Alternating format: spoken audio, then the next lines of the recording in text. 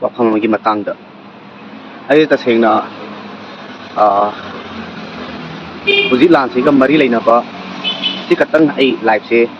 tha ge na ai tasengna dom doina khan bani. Aduga hujik leiriba situation sida kuki yoi ba pot ade ai maroi ba ai bi miyam na ta ba ngai ga ba natraga sum miyam gi losing oi ga ba ani hum ai khungal le adu khakaduna eno oi bati oi damnina hujik Pong sana keno na koi community dum pallage masida ai community kudima palliba community pangada ba potse adui community kudima tu ai haiba natte hujik muslim gi nupa amana Meitei RK kari maming do Meitei Sarga sawning Meitei Sarga Nupi mari koiraga Nupi amabuna pregnant ohelaga pregnant ola matungda mangonda video khalai horaga video aduna nupi duda blackmail tawraga aranba kayama tathabagi masana video coverage tawraga hujik viral ama chatle sigi matangda ai karigumba ichine naw sing nupi singda men oina ko iche chal singda ai amtang haidage amadi muslim im moidiba pangal sing sidasu ai karigumba ai amtang haijari ai sigi live se yamna maruiba amanin lawi hujik kuki singna side amda thamaga meyamna su adum suggestion pibiro ahan bada ai pangal amadi muslim ai baje pangal de du pangal ni adugu manipur da laigudagi pangal na thongi ba pot amada phajaba wakhalon da aina live thadoi je afaga da khallagadi yamna phagani aigi sigi account sida su adu mateki pangal aigi inau meyam ama aiga friend oidi itak thongba su friend oidi ko ado ngasi aina haigada masida aina yam pendaba nungai tabasina karino haibada asuk kuina ai samak suni ai gonda atai di hairoige Meitei ga pangal ga nusina daba pose nusina na ba hunar pada ai su amane ba amarom da harigadi ko adubu manung sida ni am khakna moralak pa asina maram ga pangal khudi makta chendari ba pose pangal sini naw singna su hairi ba makoi sing ja hingna thambi gano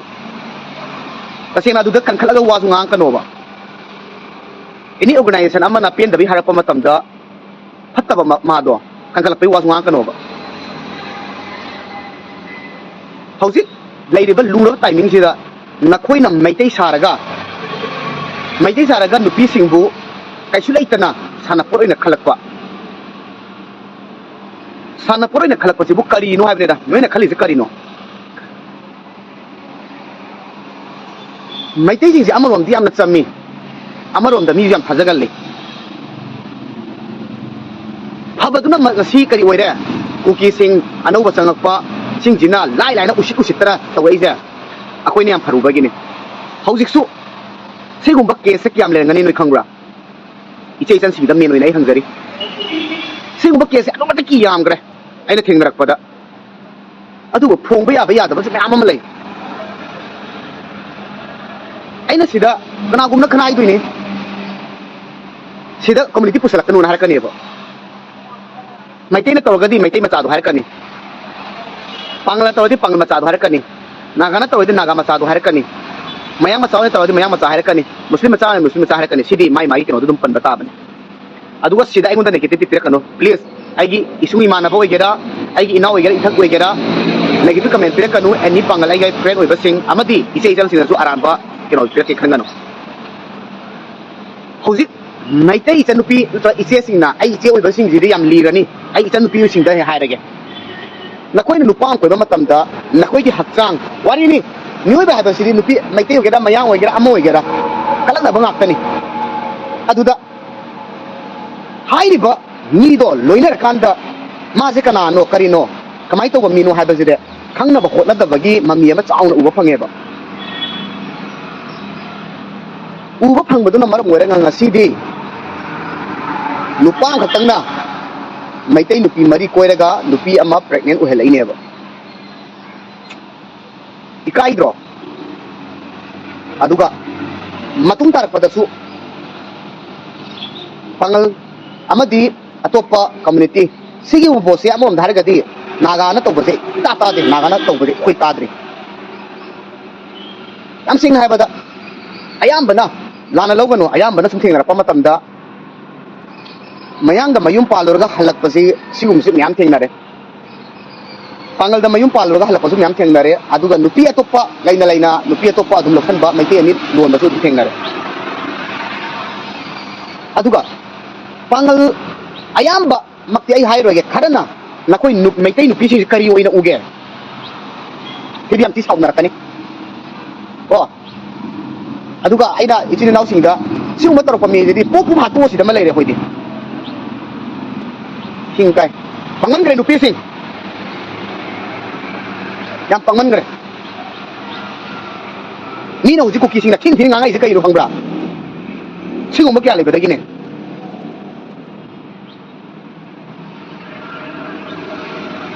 pangal mangat ro gira tara gira tawai ba mi duna na usitta bedagi ne ya ani khabri tawai ne ya ani kharan tarok pane adu si ayam kan ngang dai kamuni la adu ada la kani adu ayam kan ngang musu pamde adu bu nakoina atop community amabu thazaraga loinari ba nakoi gi nakoki gadha tum sat bu kar karam tum sat no ba ai gi right laite noina nupi to nupa ya kenoda atop community da yum pam ba amanta pam ai gi right thingbai mathogi ta de adu bu nakoi chama to ai tara thona bi khanbi ai dana nungai te ta bada adu su video na me video de le hawe nupa du da pangal gi hansing amadi chinnaus atotopa kaseng na manipur nusiriba na khoina yari ba makhe sigum ba section biu pesna ta bada akoi masen da su nusina ta thorokpi ye masi nusina ta na ba sin ba si ju masina yengna ba topna su silei ne ba do sigum ba mi amani na loina chen han ba posi jo dum tholei masi kari ginu hamet tamda amna to ba ama thina chena poda thina ngam ma tamda ai committee khas uya na misang chang bai mong tor ko dei chura posu mi ami lai ta banate ai isan sing aina haini sini itak thong ba sing sidi ai ngon dei hangarga di a chahi nimpu mathak oirani aduna makoi di gyanam tarani khalli aduga ikha thangba seng sanna habada chahi kunthra gi makha kunthra manga gi makha da leiba nupi sing nakoi yam theina ne nakok yaude khallu munna ko khallu nakoi di harakani Meitei yu thakpa ma leiba bunta ne pangal oigera mayang oigera kuki oigera amada oigera leige khalakani harakani khumakani ba chinta tai khirakani hoje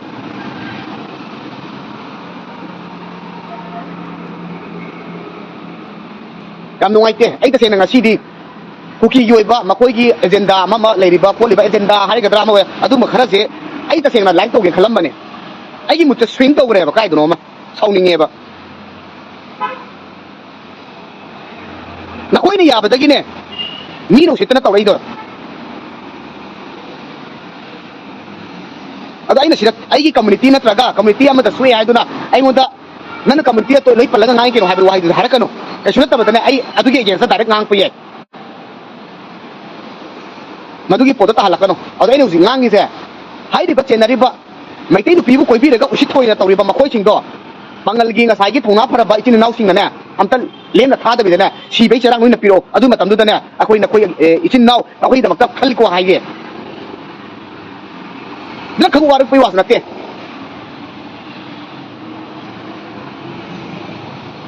nang sana sai community de gi hen ba kana le noi khangbra khang da bra si ja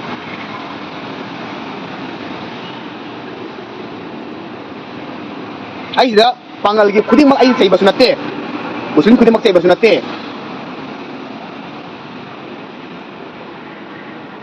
sigumba thogdok se aina haini madi pramana ma piba matamda naga dai tadri ba koina sigumba thogdok thok pase adubu pangal singe di nam tare ba ado si hare kada pangal palle hare kane please madmai khalakano ai gi se ato mi da chai bane adubu tawri ba mi do madugi fruit da chelaga de fruit da pan se theng pai ba masan ta bani Meitei gi pawrok da natraga Hindu gi pawrok da haigadra chakring amana nasai gi chapu da leri ba ato topa keno do loi mang thui bane mai amang ba maduna adumana ne si lum thui bane am sauninge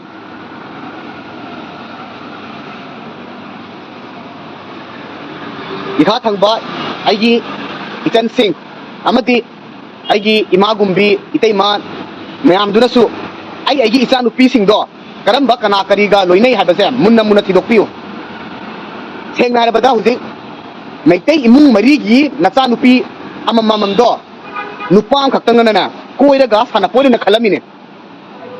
ꯁꯥꯟꯅꯄꯣꯠꯅ ꯈꯜꯂꯝꯃꯒꯅꯦ ꯃꯗꯨꯒꯤ ꯃꯥꯡꯖꯔꯤꯁꯦ ꯃꯩꯇꯩ ꯏꯃꯥ ꯅꯈꯣꯏ ꯃꯔꯤꯁꯨ ꯌꯥꯎꯔꯤꯕꯅꯦꯕ ꯃꯔꯤꯗꯣ ꯀꯅꯥꯅꯣ ꯑꯩ ꯈꯪꯗꯦ ಅದು ಮಮಾ ಪತ್ರತೆ ಮಮಾ ಅಪ್ಪ families low ಯಾವ್ರಿಬನಿ ಮಸಿದಾ ಐನ ಸುಗ್ಯಾನ ಥಿನ ngang ಐಸೆ ನಹೋಯ್ನ ದಿನು ಸಿದಬ ಯೈ ಹೆನ್ಮಲ್ಲೆ ಐನ ಸು ಥೇಂಗನಬ ಹುಜಿಕ್ ಥೇಂಗನರಿಬ ಪೋಟ್ ಯಾಮ್ ಥಿನ ನುವಾಯ್ತೆಬ ಮಾಗಿ ವಾ ngang ಪದೋ ಯಾಮ್ ಥಿನ ಸ್ಟ್ರೆಂಗ್ ದ ngang ಎಬ ಮಾ ಖರಬದಿ ಫೂ ಮಾಲಿ ಮೈ ವಿಡಿಯೋ ದ ಉಬದ ಖದಿ ಫುರಂಗನಿ ಅದುಬು ಫೂರಗಸು ಮಾಂಗೊಂದ ಕರಿ ಹಾಯ್ನಿ ಮವಾಲೌ ಹಾಯ್ಬಗಿ ಪೋರಮ ಯಾವ್ರಿಬ ಮಾಗಿ ಮಸಕ್ತುದ ಮಮಿತ್ತುದ ngakang phubagi mayong mangang thuri po sing do yong ta bada nam nuai te aduna pangal sing naw sing na su hairi ba makoi sing su warak piu aduga please yaragadi noina koiraga phajana nungsira thambi ba yam su lerem biyai madugum baduna amo oiraga kasena matung tarak pada maitai nupi ama smaina tawraga smai tawni na ba wakhando hadok piu aduga maitai nupi sing na su masigumbatagi noi laptho nakhoi gi punsi do nabung no pam yam na ne kaningi bani somda nabung no pam yam na mathawai khuba khaptana jungle da tumboi cha da boy tawraga yengna ba sing lan thengnari aduga nakhoi na sida si as nuai le noi mangai le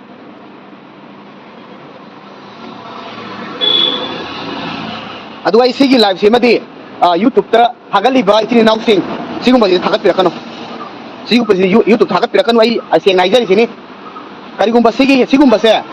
communal oiba amma oiba pose sigi thagat pirakano masi thagala ga dai complete tawani masidi manipur da usi khundari ba se purup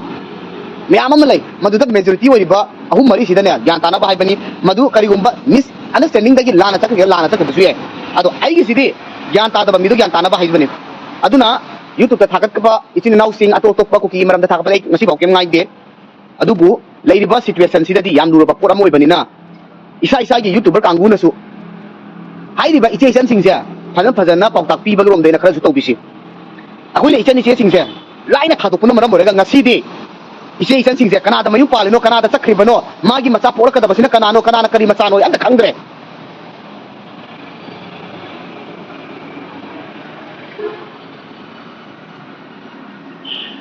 tasengna ichan sing ko aduga yumthong khudingi nupi pokpa imung sing mainly isa sing do isa nupi sing do phajan section biu ima sing na phana yu thakera phana amoi gera naya nupa maitai de na phaba pusi da phangaroi da bani masimadi haige maitai nupa de na phabane pusi da phangoi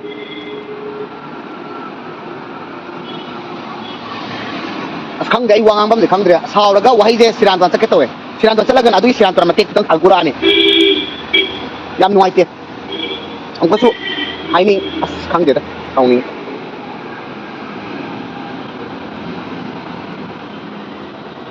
ado sida mu asu haini sini atopa community palle haiduna community di yauri ba mayam dre chen de haibadi wakhando ati ko wakhani khalakanu ko tasengna adumana tasena khalaga hairpo daga dina ai sinar kani sinar aga ne wangang pasu ye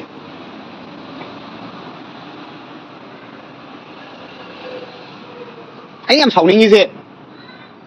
akoi gi ise chan sing ne yam sauning ise noi video to nam da dia drabo namali du kari gino ba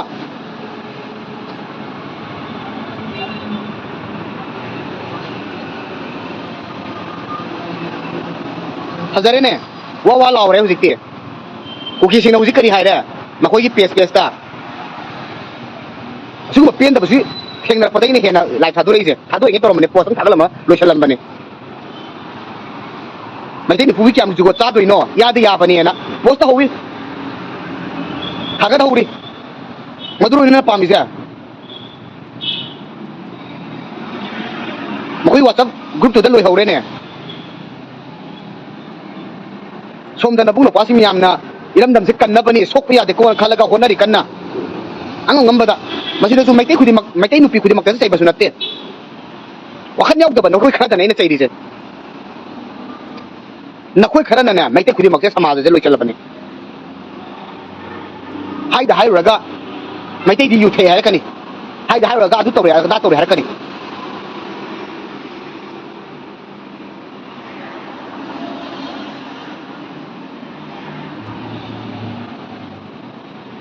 yam nuai te aduna lastly ai isin naw sing da ko adune loi haure pura roi bi da ne le hauri se ai group te yauri ni na moi koi group myam yauri ni na ta ma ngamak te ba moi ngangar be sing do u ba da akoi ni silent da le ni ne ba akoi su mirot oina moi group tu da di adu ta ma ngam de ba adu aina amu aroi boina masi ai aroi base masi na kwai dei maru oi bane na khanbiu pangal sing na yenga su atopa community ame tani yenga su masi ai aroi ba last ki message si patang di sina kwai maru oi bani mamang da ngang gi ba sing do saw bu da gi ni ngang bane khalaga aina community wahi amada soi gi da bo wahi hai bo raga su na koina munna khandaraga sigi aroi base munna tabi raga sina kwai maru oi bane khanbiu ko Meitei Nupi sing pangal sing na sana pore na khanbado matung da khanbiranu yaragadi koibiranu ko khadrak tawraga ma tawraga adu tawraga koibiganu masim tangai haijari aduga nakhoi masengi nusinaba adu ada adu de aina thimbangam banate ai gi rights lai leite just request ni masin dangi tawbiranu please maram de akoi iche chansi diam pangjabani nakhoi na ne yamna thak wanga thangatpa adum pangal ji yam lei ai thengnei aduna aina request oi haijari sini khoi Meitei Nupi sing se yamna pangjabani yam thajagan bani thajabadugi khudong cha balawraga ne oibiganu ko aduga tasena thenga huzik koi graba natraga ama tawgi ba ada tawgi ba duda ai khangde matung tarakpada adumaina khong thangdan bi khanbira kanu machi tang haijari aduga amana Meitei Nupi sing nasana sagi community gi nupa da ne neyum pan ge khallu nusina ba tham ge khallu ko atopa community da ne mit na choi ge khallaga lege khanganu masi ai gi right isuna na tabne in hairi se adu gai request ni nusina ba rom da ne langna ba ne in hairi se Meitei Nupi lau Meitei Nupa sing zu aduga pangal si zu pangal Nupi dum lobiu masida magi community moi community lauraga ai adu tawni ada ri hai ba wakhalo do adu please thaduk narasi masi thaduk narasi masi ai last request ni mayam da natraga di nusina da ba se mayam lak pi ai nusina ba hura ba post da ne nusina da mayam lak sidi ho pangal gi athok ba mayam ma Manipur gi da makta mathwai tha na ba da makta ready lai dana bakhuta khulai pai dana ching da tam da hekta chinya tam ya da chatna lai ri ba aduga nakhoi na Meitei Nupi gi khara mana Meitei Nupi da salak sa dana salak sam bi dana thona phaba makhoi pangal gi lu maming de palaroi ge madudi engo khulai pai dana khotana iram da ngak to ni moi chali ba nakhoi na sida Nupi da sanai wi nation dana adai gi jugo cha da toksan dana tonganu ado siung ba taw mi su na ai gi nungsira ba yam sing chin nau sing big punishment pibiu matung da tok dana ba basiri ai big punishment pibiu sidale aduga iram da Manipur gi da makta khulai pairaga iram da ngakani hari ba pangal gi yamba itin nau I kha thang ba sing zai selu tok jari matam pura mak zai selu to lai ai kai khunna lai adu kana gum xy je kharana nusina ba thaja ba thamna ba sing je loi ma hang ge tawe makoi gum se big punishment ama pibiu nicha makoi na di kam to bangam dre law ba natna ije chen kadna ba da kari wahi hai gani habu khang ngam aktre ije chen sing su kari ni khalla ibu yo passing ja khoi je punjala thamninge adom tawi khalle re Nupi sing nai munna khallu nangi purup nangi mi du dagi hen balai tabri handa jan ngange jam sawninge nam lo shalaga ai je kero to banate